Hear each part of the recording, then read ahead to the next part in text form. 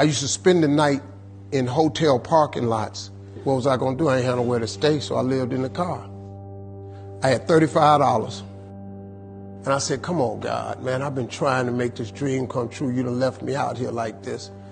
And I was crying so hard that he just said, I didn't like hear a voice or nothing, but he spoke to me. And however, he said, if you get up, I'm going to take you places you ain't never been. Now I was finna quit. So I said, skip it. I'm going to quit anyway. So I got in my car. I went to a payphone. And I was going to call my dad. You remember back in the day where you could punch in a code and call your answering machine and get your messages? So I called and I punched in the code and it said, doop. He said, hey, Steve, this is Chuck Sutton with Showtime at the Apollo. We saw a tape of you. You're very funny. If you could get here Sunday night, we'd love to put you on television. Call me back. Let me know if you can make it. So I hung the phone up. I'm crushed because my whole dream of being on TV, and I couldn't get to New York. I got $35. How am I going to get to New York? I can't make it.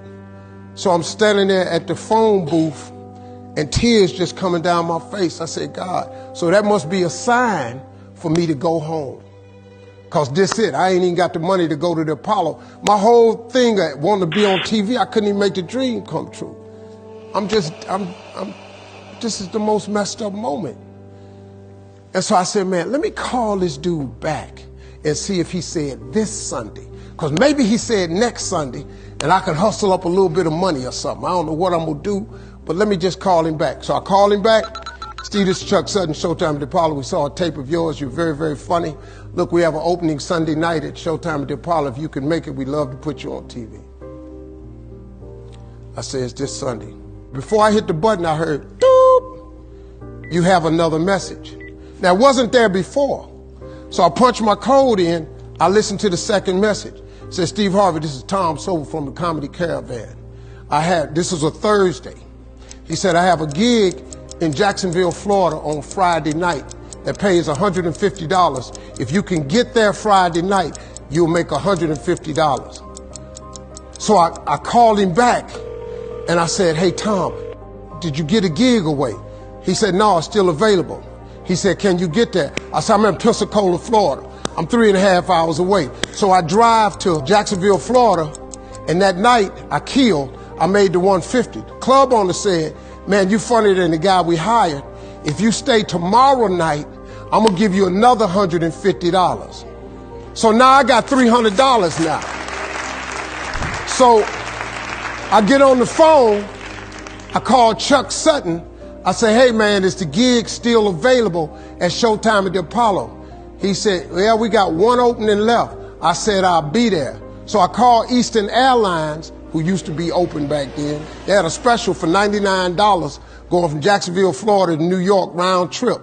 So I parked my car at the airport. I got it.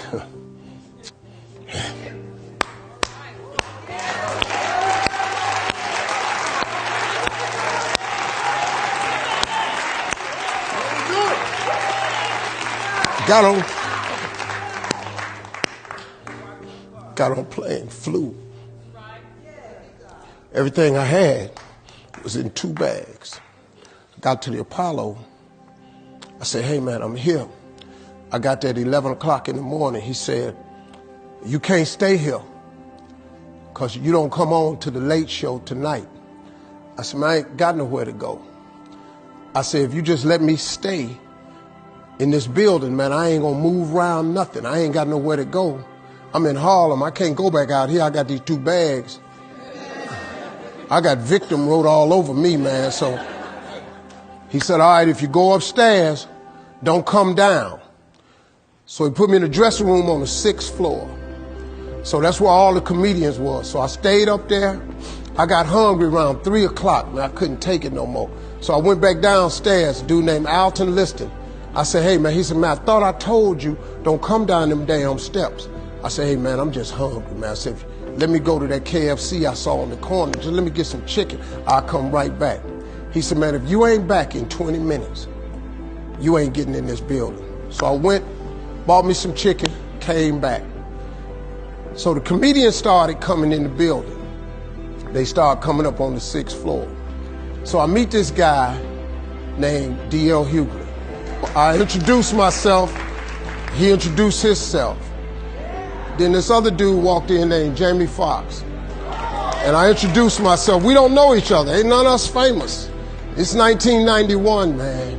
They gave everybody the lineup. I was on the last show of the night. I don't go on to 11 at night. I done had this 4 pieces of chicken. I'm starving, man. That chicken done wore off. I'm nervous, man. I'm about to throw up. D.L. Hughley went downstairs. D.L. Hughley got booed off. Jamie Foxx went down there and got booed. They booed Jamie, then Jamie started singing. And then they started clapping. And Jamie had their ass, then he went back to them jokes, and they got his ass. So I'm walking down the steps, and I see Jamie sitting on the steps. I said, hey, man, hang in there. He said, man, that ain't never happened to me before, man. This is crazy. This is Jamie Foxx, man, one of the most talented people in all of comedy. And now, you don't even know how nervous I am, man. I can't even. My breathing is shot because these dudes been booed. So I walk out. I had wrote this joke. Mike Tyson had got in a fight in Harlem with this heavyweight named Mitch Green. Mike Tyson had hit the dude in the eye in the store. Now, he was on the news, his eye was swollen. So the joke I wrote was, they was interviewing Mitch Green, and he was telling everybody what happened, but his eye took over the interview. And I wrote this joke that his eye started talking and was just, I tell you what happened. The heavyweight champ's fist is coming towards my face. I just said, Lord, Lord, Lord. And I wrote this whole joke about this dude's eyeball talking. And when the punch came, and all this here, the Apollo, man, they went crazy. They lost their mind. I got a standing ovation, man. I walked off stage, man, just started crying. I couldn't believe it. They paid me. I made $750 for being on TV for one night. I'd never made $750 telling jokes in one night. And so that was my first television appearance. A couple weeks later, Sinbad was the host of the show. He got this job on Different World. And so he quit. And so Mark Curry became the host. And then Mark Curry got hanging with Mr. Cooper, and he quit. And they came to me and said, would you come back to New York and host Amateur Night for us to just try you out? Oh, ain't no problem. And so I went to New York. I hosted Amateur Night, and I was killing. But every time we went to commercial break, I was supposed to let the warm-up act take over like Ruben does. But I knew not to let the warm-up act do that because he would change the attitude of the crowd, because Apollo was a wild place. So I stayed out there. I did the warm-up and the hosting. And I created a bond with that audience. And that's how I got on TV. It was my very first TV show. I hosted Showtime at Apollo. I ended up being the longest running host in the history of Showtime Apollo. I did that show for 8 years. Nobody ever did it for 8 years. And that was my turn back moment. See, in your life, everybody has a turn back moment. You have a moment where you could go forward or you can give up. But the thing you have to keep in mind before you give up is that if you give up, the guarantee is it will never happen. That's the guarantee of quitting, that it will never happen, no way under the sun. The only way the possibility remains that it can happen is if you never give up no matter what. Because God is always coming. He's never too late. At your worst moment, look, man, when they told me I had to be in New York, I saw no way I could get there.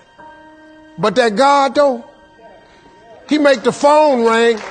I end up in Florida, I make $300. Then I go to New York, I make $750.